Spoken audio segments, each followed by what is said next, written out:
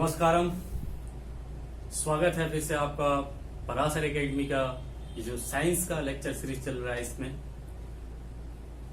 तो student please अगर subscribe नहीं किया है तो सब्सक्राइब जरूर करें, लाइक जरूर करके जाएं, ये हमारी गुरुदक्षिणा है।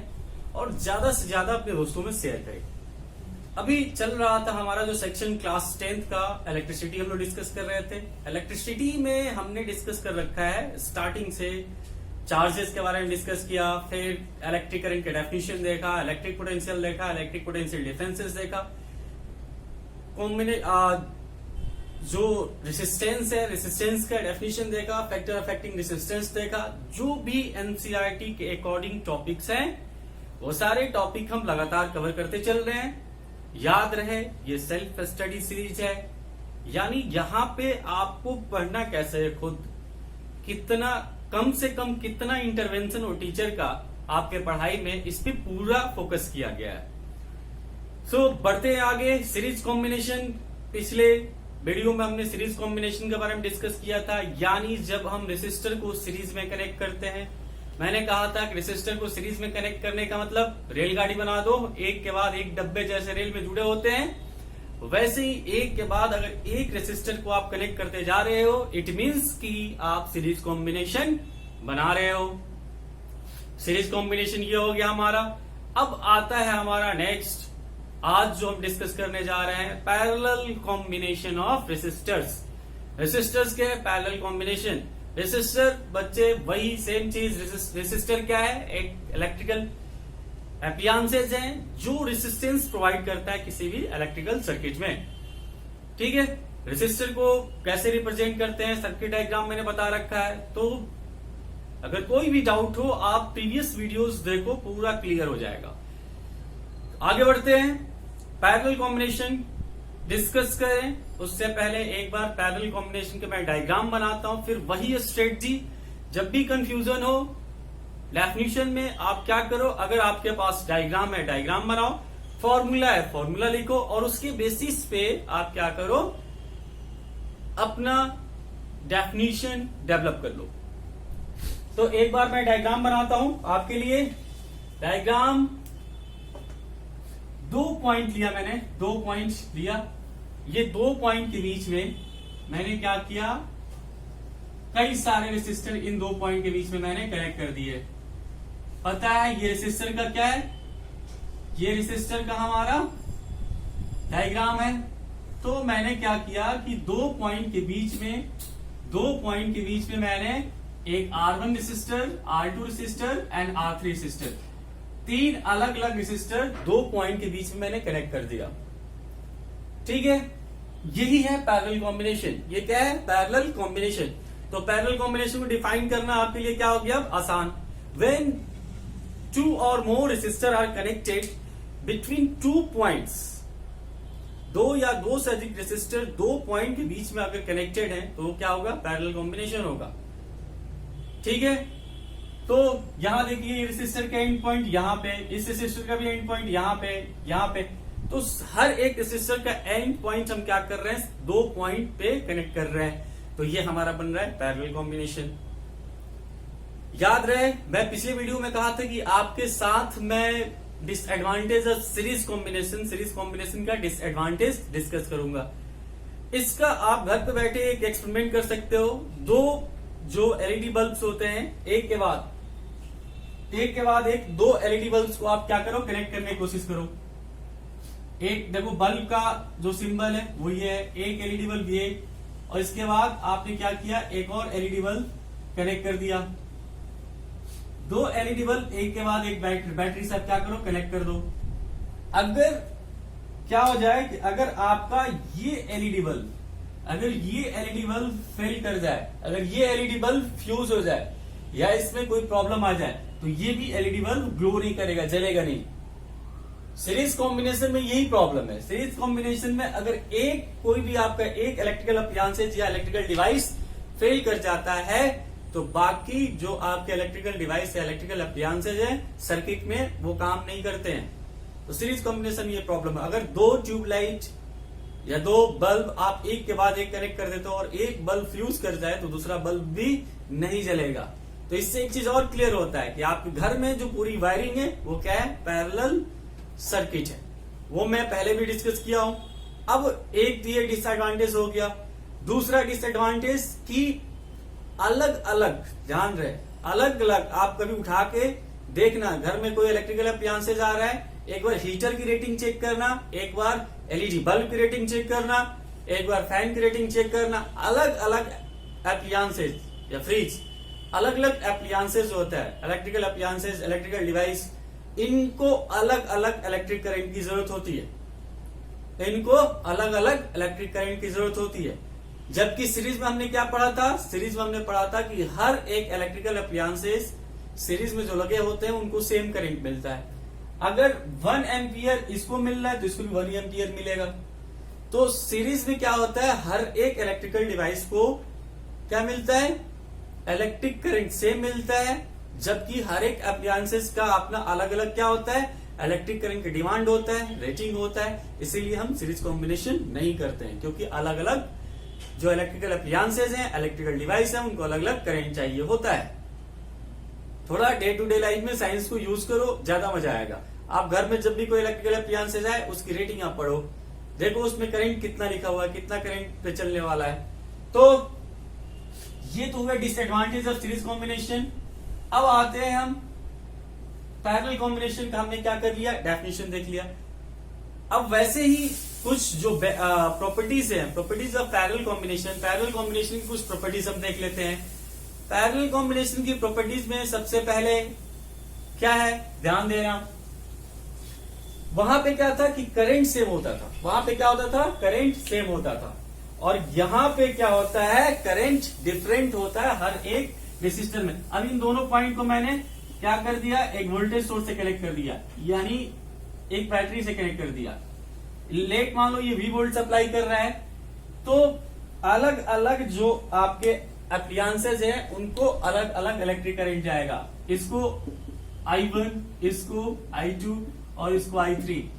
तो पैरेलल कॉम्बिनेशन में अलग अलग रेसिस्टर को अलग अलग करंट मिलता है, ठीक है। यानी इसमें आप हीटर को, बल्ब को, फैन को, रेफ्रिजरेटर को, सबको आप पैरेलल कॉम्बिनेशन में ऐड कर सकते हो, क्योंकि सबको अलग अलग क्या होता है, इलेक्ट्रिक करंट की जरूरत होती है। ये चीज क्लियर हो गया। पहला ये कि पैरेलल कॉम्बिनेशन में हर एक रेसिस्टर को अलग अलग डिफरेंट करंट मिलते हैं। Now the second point is electric potential across each resistor is same. हर एक रेसिस्टर के अक्रॉस इलेक्ट्रिक पोटेंशियल सेम होता है in parallel combination. Parallel combination में हर एक रेसिस्टर को सेम इलेक्ट्रिक पोटेंशियल मिलता है। अगर V वोल्ट यहां सप्लाई कर रहे हो तो V वोल्ट इसको भी मिलेगा, V वोल्ट इसको भी मिलेगा और V वोल्ट इसको भी मिलेगा। यानी V वोल्ट R1 को भी मिलेगा, R2 को भी मिलेगा, R3 को भी मिलेगा। अब देखो जितने भी आपके घर में जो भी इलेक्ट्रिकल अप्लायंसेज आते हैं उसमें देखना सबका वोल्टेज रेटिंग सेम होता है। 220 वोल्ट या 240 वोल्ट जो हमारे घर में इलेक्ट्रिक पोटेंशियल सप्लाई आता है, जो रेटिंग है हमारा 220 240 वोल्ट। आप देखना उठा के हर एक रेफ्रिजरेटर में भी 220 240 वोल्ट लिखा होगा, आपके एयर कंडीशन जो है उसमें भी 220 240 वोल्ट लिखा होगा, यानी 220 वोल्ट मान के चलो। ट्यूब लाइट पे भी 220 वोल्ट, फैन पे भी 220 वोल्ट। यानी हो क्या रहा है, जब इनको हम पैरेलल में कनेक्ट करेंगे, अपने रूम में आपको 3-4 कनेक्शन करना है, रेफ्रिजरेटर, बल्ब, फैन, ठीक है, ट्यूब लाइट, इलेक्ट्रिक हीटर, इन सबको कनेक्ट करना है और सबको इलेक्ट्रिक पोटेंशियल सेम मिलना चाहिए। तो आपकी मजबूरी है कि आप उनको पैरेलल में कनेक्ट करोगे, क्योंकि सीरीज में इलेक्ट्रिक पोटेंशियल हर एक रेसिस्टर को अलग अलग मिल रहा था, जबकि पैरेलल में इलेक्ट्रिक पोटेंशियल हर एक रेसिस्टर को सेम मिलता है। तो V वोल्ट इसको भी जाएगा, V वोल्ट इसको भी जाएगा, V वोल्ट इसको भी जाएगा, ठीक है। अब तीसरा पॉइंट वहां पे मैंने डिस्कस किया था जब मैं सीरीज डिस्कस कर रहा था कि मैक्सिमम इफेक्टिव रेसिस्टेंस। सीरीज में मैक्सिमम इफेक्टिव रेसिस्टेंस निकलता है, जबकि पैरेलल कॉम्बिनेशन में मिनिमम इफेक्टिव रेसिस्टेंस मिलता है। मिनिमम इफेक्टिव रेसिस्टेंस का मतलब क्या है कि जो ओवरऑल रेसिस्टेंस है सर्किट का ओवरऑल रेसिस्टेंस इंडिविजुअल रेसिस्टेंस से क्या होता है, कम होता है। मैं मान लेता हूं कि इसमें 4 ओम क्या है इलेक्ट्रिक पोटेंशियल इसका, इसका मैंने मान लिया 6 ओम 4 ओम इसका रेसिस्टेंस है, 6 ओम इसका रेसिस्टेंस है और 8 ओम इसका रेसिस्टेंस है। इन तीनों के रेसिस्टेंस क्या है? अलग अलग। जब इन तीनों का कंबाइंड रेसिस्टेंस हम निकालेंगे पैरेलल में, तो वो इंडिविजुअल रेसिस्टेंस 4 ओम से भी कम होगा। 4 ओम से कम होगा तो 6 से भी कम होगा और 8 से भी कम होगा। वो भी हम देखेंगे एक एग्जांपल के थ्रू। ठीक है, तो ये कुछ पॉइंट्स हैं जो आपको ध्यान रखना है। ठीक है, अब आगे बढ़ते हैं इसके डेरिवेशन। डेरिवेशन के लिए याद रहे सबसे पहले कि सबको सेम इलेक्ट्रिक पोटेंशियल मिलेगा। ठीक है, V वोल्ट। तो सब में हम क्या करेंगे? ओम्स लॉ अप्लाई करेंगे। भाई अप्लाइंग ओम्स लॉ, भाई ओम्स लॉ बहुत इंपॉर्टेंट है भाई, अप्लाइंग ओम्स लॉ। ठीक है, ओम्स लॉ अप्लाई करते हैं हम। अगर फर्स्ट वाले में अप्लाई करेंगे तो इसको कितना इलेक्ट्रिक पोटेंशियल मिल रहा था? V volt. सबको V वोल्ट मिल रहा है, तो electric potential equal to current into resistance. Current किसका? उस इलेक्ट्रिकल अप्लायंसेस का जिसका आप इलेक्ट्रिक पोटेंशियल ले रहे हो। मैं इलेक्ट्रिक पोटेंशियल इसका ले रहा हूं तो करंट भी इसका लूंगा I1, और इसका इलेक्ट्रिक जो रेसिस्टेंस है वो लूंगा, electric resistance. Equation 1। Similarly V यानी सेकंड के लिए इसको भी इलेक्ट्रिक पोटेंशियल V मिलेगा, I2 इंटू R2। फिर इसको भी इलेक्ट्रिक पोटेंशियल V मिलेगा, तो I3 इंटू R3। यहां इन तीनों को अलग अलग जब करोगे, देखना एक बार, यहां पे this imply that I1 equal to आपका निकल के आएगा V अपॉन R1। वैसे ही this imply that I2 equal to निकल के आएगा V upon R2। Similarly I3 equal to निकल के आएगा V अपॉन R3। इसको इक्वेशन 1, 2 एंड 3 तीनों को तीन इक्वेशन मान लेना। अब हमने माना क्या है कि टोटल इलेक्ट्रिक पोटेंशियल सर्किट की कितना है? V है। और हम मान लेते हैं कि सर्किट का टोटल करंट, सर्किट में जो टोटल करंट फ्लो कर रहा है वो कितना है? I। Let assume total current flowing in the circuit is I। तो अगर I करंट टोटल फ्लो कर रहा है, then by Ohm's law total electric potential equal to total current into total resistance. ध्यान रहे, what is R is the total और equivalent resistance of the circuit. Circuit का total हमने resistance R माना है, तो ये इक्वेशन आप क्या मान लोगे? फिर इसको भी और फर्दर क्या करो? सिंप्लीफाई करो।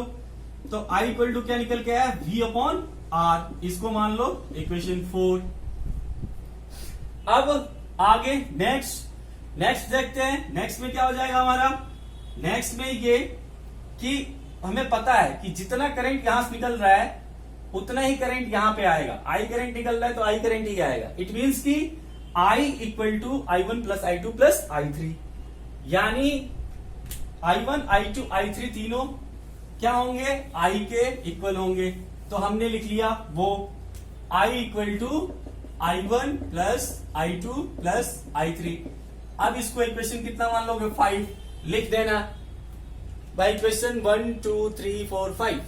ठीक है, 1, 2, 3, 4, 5 से क्या निकल के आएगा? देखो भाई, I इक्वल टू हम क्या लिख देंगे? V upon R। Similarly I1 equal to क्या हो जाएगा हमारा? V upon R1। I2 equal to क्या हो जाएगा? V upon R2। और फिर I3 की जब पुट कर देंगे V अपॉन R3। ठीक है, यहां तक क्लियर हो गया। अब क्या करो? वही चीज V कॉमन ले लोगे। V जब ऊपर से कॉमन लोगे तो क्या हो जाएगा? ये V upon R equal to, ये V कॉमन ले लिया, 1 upon R1 plus 1 upon R2 plus 1 upon R3। ये हो जाएगा, V से V कैंसिल आउट हो गया, यानी 1 upon R equal to 1 upon R1 plus 1 upon R2 plus 1 upon R3। This is the formula of equivalent resistance or total resistance in parallel combination. Parallel combination में total या equivalent electric resistance जो होता है उसका formula ये है। यहां पे 3 रेजिस्टेंस है, 3 रेजिस्टर है, इसलिए R1 plus R2 plus R3 आया। 1 upon R1 plus 1 upon R2 plus 1 upon R3 आया। अगर 4 होते तो 1 upon R1 plus 1 upon R2 plus 1 upon R3 plus 1 upon R4 होता। आप बच्चे हो नहीं, इतना समझ में आता है। तो टोटल रेजिस्टेंस पैरेलल कॉम्बिनेशन में क्या निकल के आता है 1/r equal to 1/r1 plus 1/r2 and so on, ऐसे चलते चला जाता है। तो क्या कहा जाता है इसको, अगर स्टेटमेंट में कन्वर्ट करना चाहोगे तो बोलोगे कि इनवर्स इट मींस की 1/r inverse of total resistance is equal to the inverse of individual resistance of each resistor in the parallel combination. Parallel combination में इनवर्स टोटल रेसिस्टेंस जो होता है इंडिविजुअल के इनवर्स के एड सम के बराबर होता है, यानी sum of the inverse of individual resistance is always equal to the inverse of total resistance in parallel combination. ठीक है, आप इसको क्या करते हो, स्टेटमेंट में कन्वर्ट करते हो। तो ये हमारा पैरेलल कॉम्बिनेशन निकल के आया कि पैरेलल कॉम्बिनेशन का फॉर्मूला क्या होता है। अब हम क्या करते हैं, एक न्यूमेरिकल सॉल्व करके चेक करते हैं कि कैसे न्यूमेरिकल कैसे सॉल्व करेंगे। लेट मान लो हमने मान लिया कि यहां पे हमने क्या किया है 24 वोल्ट इलेक्ट्रिक पोटेंशियल सप्लाई किया है, 24 वोल्ट इलेक्ट्रिक पोटेंशियल हमारा, और इसको दिया मैंने वही 2 ओम इसका रेसिस्टेंस है, 4 ओम इसका रेसिस्टेंस है एंड 8 ओम इसका रेसिस्टेंस है। 2, 4, 8 तीनों क्या है, रेसिस्टेंस है। अब आपसे पूछा जाएगा पहला क्वेश्चन कि फर्स्ट क्वेश्चन आपसे पूछ दिया जाए कि फाइंड आउट द टोटल और equivalent resistance of the circuit, यानी टोटल रेसिस्टेंस कितना होगा सर्किट का, टोटल रेसिस्टेंस पहला क्वेश्चन। सेकंड आपसे पूछ दिया जाएगा कि current flowing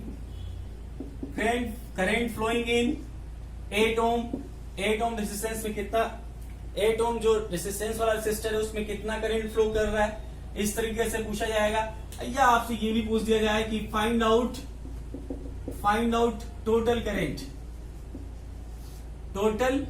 in the circuit, total current in circuit में टोटल करंट का मतलब कि जो बैटरी से करंट निकल रहा है, बैटरी से जो करंट निकलेगा वही टोटल करंट होगा।